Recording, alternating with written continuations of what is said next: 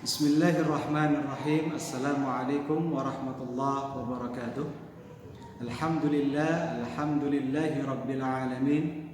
Wassalatu wassalamu ala rasulih al-amin Muhammadin sallallahu alaihi wasallam, al-mab'uts rahmatan lil alamin, wa ala alihi wa ashabihi ajma'in. Amma ba'd. Allahumma 'allimna ma yanfa'una wanfa'na bima 'allamtana. Ikhwani wa akhwati rahimakumullah, fi hadhihi al-munasabah insyaallah ta'ala sanadkhul mawdu'an jadidan fahuwa al-mujmal wal mubayyan ba'da an darasna ma'akum fi lafzi mutlaq wa kadhalika fi lafzi muqayyad. Wal an nurid an natahaddath al-mujmal wal mubayyan. Ta'rif al-mujmal lughatan. Jadi kita akan belajar tentang lafaz yang bersifat mujmal dan lafaz yang bersifat mubayyan. Apa pengertian dari mujmal?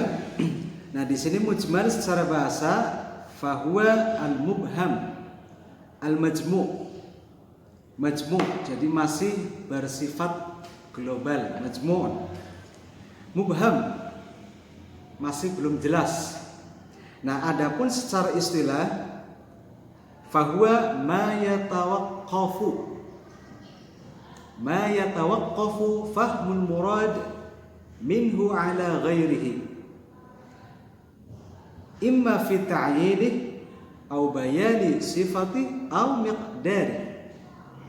Nah, jadi yang namanya mujmal adalah suatu lafaz yang pemahaman itu masih bergantung ala ghairihi, bergantung terhadap yang lainnya. Maksudnya apa di sini? Imma fi ta'yinihi, maksudnya dalam penentuan maknanya. Nah, di mana nanti dalam sebuah kosakata lafaz itu masih memiliki makna yang lain. Maka di sini harus imma fi ta'yini, harus apa? Ditentukan kira-kira mana makna yang lebih tepatnya. Au bayani sifatih, atau masih belum jelas lafaz tersebut dan harus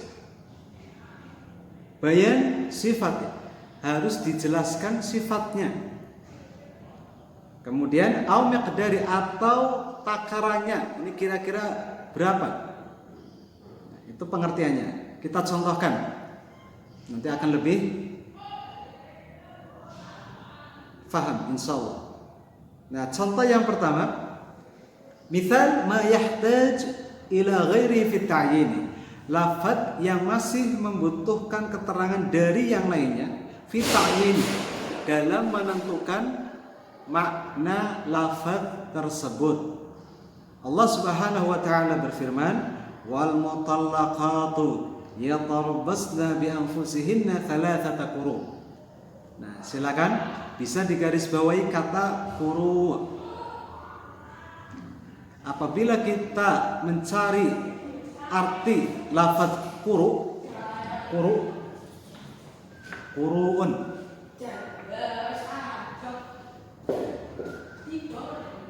ini jamu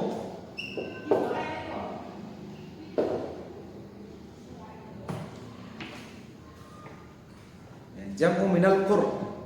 Fa innal qur'a, qur'un mufradnya, fa innal qur'a lafdzun mushtarak.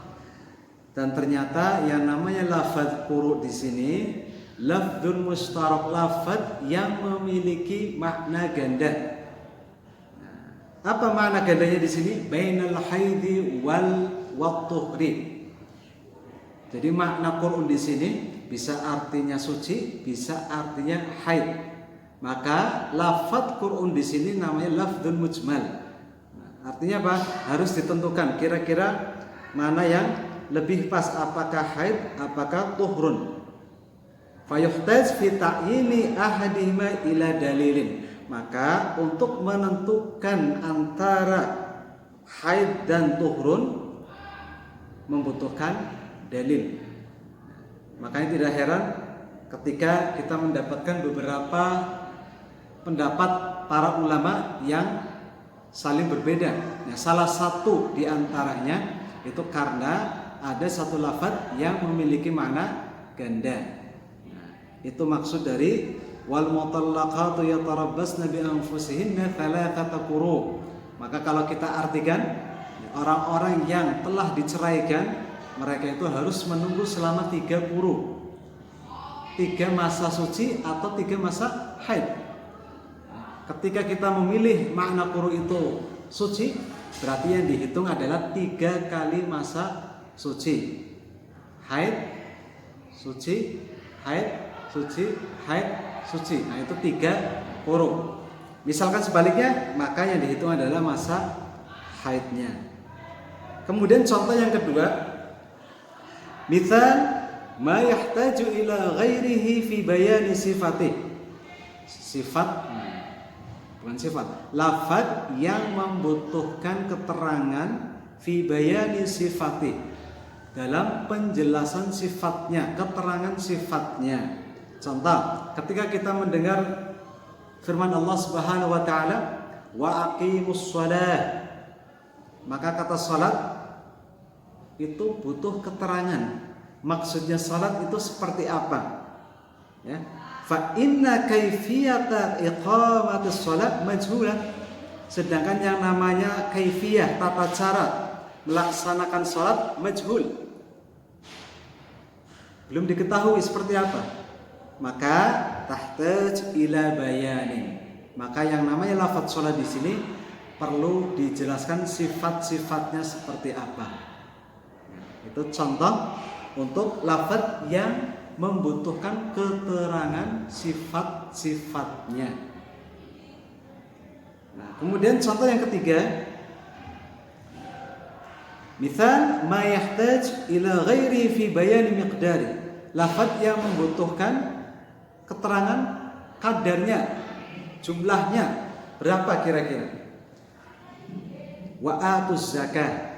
Nah, maka kata zakat di situ bisa digarisbawahi, wa atuz zakah. Ini termasuk contoh lafdzul mujmal yang membutuhkan bayan miqdari.